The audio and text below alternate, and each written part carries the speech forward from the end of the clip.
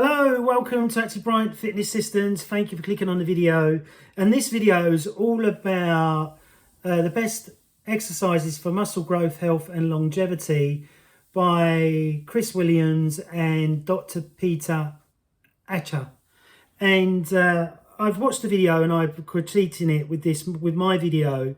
So to give you an idea of stuff that I think that they've missed out and stuff that I agree with and stuff that I don't, which happens in the fitness industry all the time.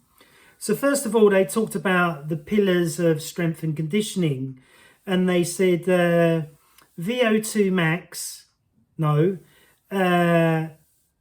strength, speed, power, and cardio training.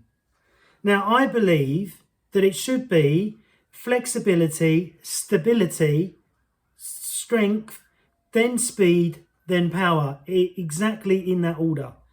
Now, nearly 99% of personal trainers miss out flexibility and stability. Now, as a master Paul CHEK level 5 practitioner, we are taught about flexibility and stability right at the beginning of our learning, because if you don't have flexibility when you first start training and know how to assess for hypermobility and for somebody that's really tight compared to somebody that's really loose and they can do all the stretches really easily, you're setting them up for an injury. The same as if they lack stability, so they can't do hip extension on the Swiss ball, or they can't kneel on the Swiss ball, or they can't do forward ball roll on the Swiss ball. This will show that they've got a stability issue, or balancing on one leg with eyes closed or eyes open for longer than a minute. The same when it comes to strength. What I found with Indian guys and girls that come from India, they lack all of these because of their lifestyles are so different to British and other Western people, okay? Then when it comes to speed comes in when you're doing a maximal deadlift. Speed comes in if you're a boxer. Speed comes in if you're a golfer and if you're a tennis player. And power comes in if you're a golfer, tennis player or boxer, okay? So if I was designing a program for Joe Public and they're not a boxer, they're not a golfer, and they're not really looking to get faster at something, I would make sure that their program didn't have so much of that in it. Does that make sense? So then they were talking about VO2 max training. The only thing with VO2 max training, which they're not talking about, most people, to get to VO2 max, you have to make yourself sick doing the cardiovascular training. And most people hate that. And the clients that I work with won't like it at all. Okay, so I wouldn't use it. So yes, VO2 max is important to a certain degree, but it's not the be end and the end all of everything, unless you're doing a triathlete or you're a sprinter or something like that. Then it may be hugely beneficial to you, or you're a speed cyclist or you're a cyclist. Yeah, that may give you some input on what's going on. But what he's saying, Peter Attic or whatever his name is talking about now the science is showing the more that your VO2 max is really good, the longevity you're going to have, and the more muscle mass you hold on to, the longer you're going to live. And I'm age 52, so I hope I'm going to live till 102. But who knows, you know what I mean? I'm not a genie, or I'm not looking in a crystal ball.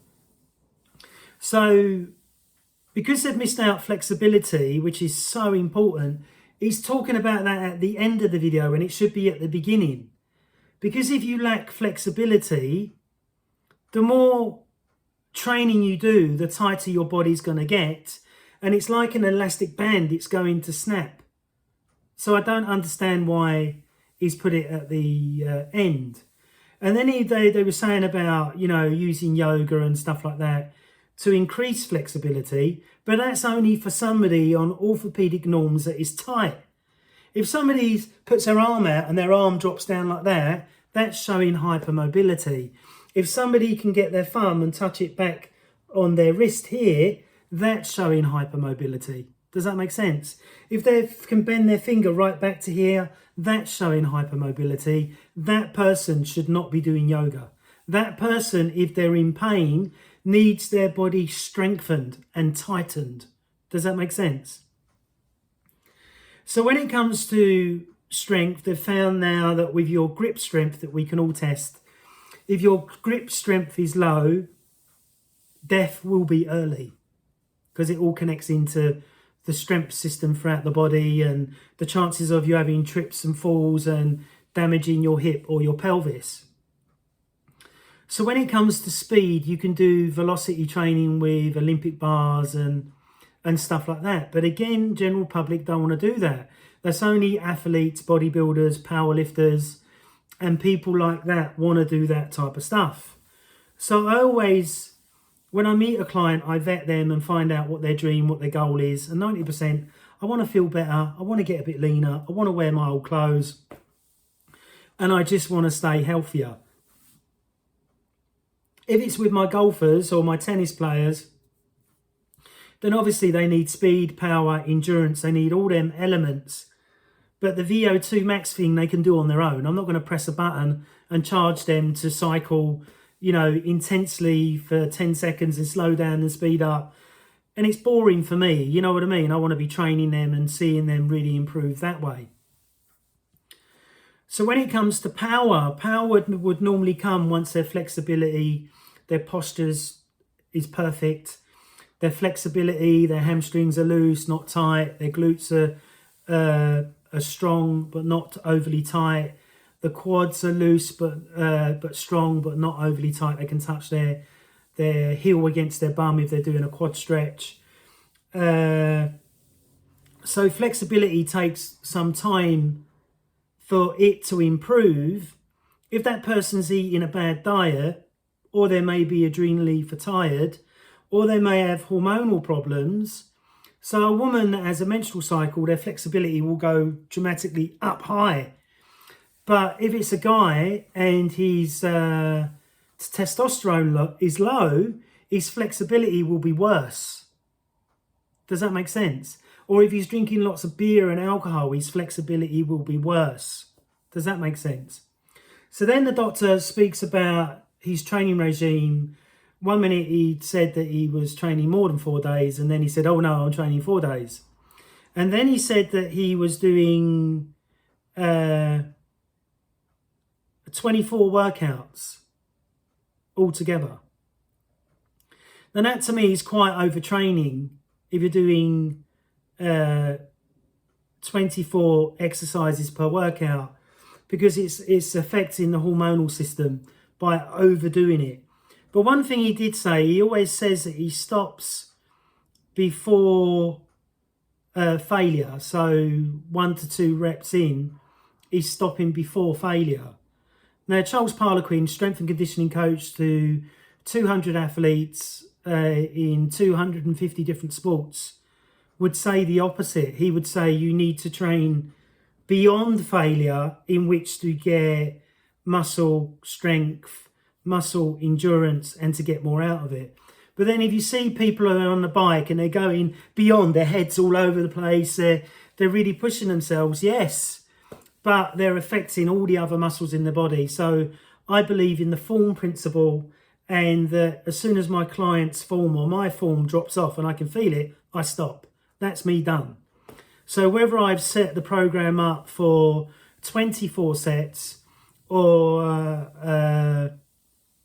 30 sets, which I'd never do, if I get to 20 sets and I'm feeling fucked, I stop early. Does that make sense? So I think from what he said, the doctor, about listening to your body is highly important.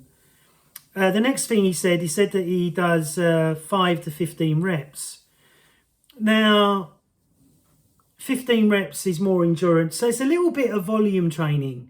So volume training is 8, 12, 25 reps in which to gain size. Or not to gain size so much, but to get the body fat off the body, to get the body really shredded. So 8, 12, 25. And then you're doing not concentric training, you're doing econcentric training, where you're going down for five, a count of four, sorry, 1, 2, 3, 4, then you're resting at the bottom for one and then coming up for one. And that's really, really hard. Once I've done this video, that's what I'm going to be doing. And I love it because it's so hard and I've got to push myself. So that I liked. But just doing 5 to 15, yeah, he's going to keep the body guessing, but staying in 5 to 4, 5 reps or 4 reps, you're really going into more strength and power. So if you're a short, stocky guy like myself, I'm 5'11", that would be great for my body. But for somebody that was 6'4" or 6 foot, it probably wouldn't be good for them. They need to stay into 12 to 15 because they want to do that endurance and get their anaerobic or aerobic buzz from their training. Does that make sense? So then he said he'd done a floor press. So he's pressing. Then he said he'd done a pull down. So then he's pulling. Now, in my 25 years of experience or 30 years of training myself, I have found that if I mix it up, doing pull and push on the same day, it fucks me. I end up getting an injury. And I found that with clients as well. If I keep them to push one day, pull the next, less pain, less injury, less problems. And the doctor said that he had lots of pain, lots of problems, and lots of injuries. And I think it's because they missed flexibility and stability out. So in their health and fitness industry, especially if people do basic personal training courses online, which are all wank, they're just going to teach you about strength, speed and power. It might have changed because it's 23 years on since I've done an online course. I've done courses, but not them shit online ones. But flexibility is an individual thing, so you need to be thoroughly assessed for that. Stability is an individual thing that needs to be assessed for. Somebody could do the one leg balance, but can't do hip extension with a Swiss ball. Does that make sense? And that's why, as a master level 5 pull CHEK practitioner in London, that's why I do 150 assessments of every client before I start working with them. So I can see where the stability weakness is, where I can see where the flexibility imbalances are. So I can see how strong they are, see what their speed and power is, and improve them by 100% over the first 8 weeks. 100% in the first 8 weeks. There's no other way of me training clients over the years that has given me this 100% record, and the same as guaranteeing my success with every client. I guarantee it. All your money back. And I've never had to give money back because of the client didn't reach the goal. Normally, the client is sabotaging what we're trying to do together, and they think that what I know doesn't work, even though I've been using it for 25 years. Does that make sense? And I've studied with the best in the world, in my opinion, which is Paul CHEK. So when it comes to strength, to get stronger, you need to lift more. And if you don't lift more, you will get weaker. But like Charles Parlequin says, you never sacrifice your intensity. So let's say I'm not feeling well and I'm not 100%. Instead of doing my 130 kilo bench press for 6, I'll do 130 kilo for 1. So then that means it's pure power for the body, pure strength for the body. I'm not doing as many reps, but I'm still keeping what I've gained. Does that make sense? And this is where a lot of people get it completely wrong, is that they'll get sick or they'll have a break and they'll stop everything. And that's when they lose the game. That's when they lose the benefit. So he said he's not training as hard as he used to be. But then if you look at the guy's physique, it's not really that impressive. And the same with Chris Williamson. Yeah, he's got an impressive 1.63 million followers, but he doesn't look the part to me. Does that make sense? Now, I've looked at Herbie Williamson, the, what's his name? The scientist, and he's got loads of tattoos like me, and he's like pretty hench. He's looking in good shape. He's really all about the mind and the brain. But I don't understand why he's promoting the Whoop watch, maybe just to make money. But really, wearing these electrical devices, when you're not born with an electrical device, why would you put it on your body? When you can test your heart rate in the morning, when you can finger test the heart rate in the morning, when you can go, oh, I feel shitty because I had a bad night's sleep. Let's have a good night's sleep tomorrow. Does that make sense? Or when you eat different foods, did it energize you or did it make you feel tired? Write it down. You don't need technology to tell you that. Does that make sense? And I think people get more stressed out by Whoop and the ring and all that type of stuff, in which to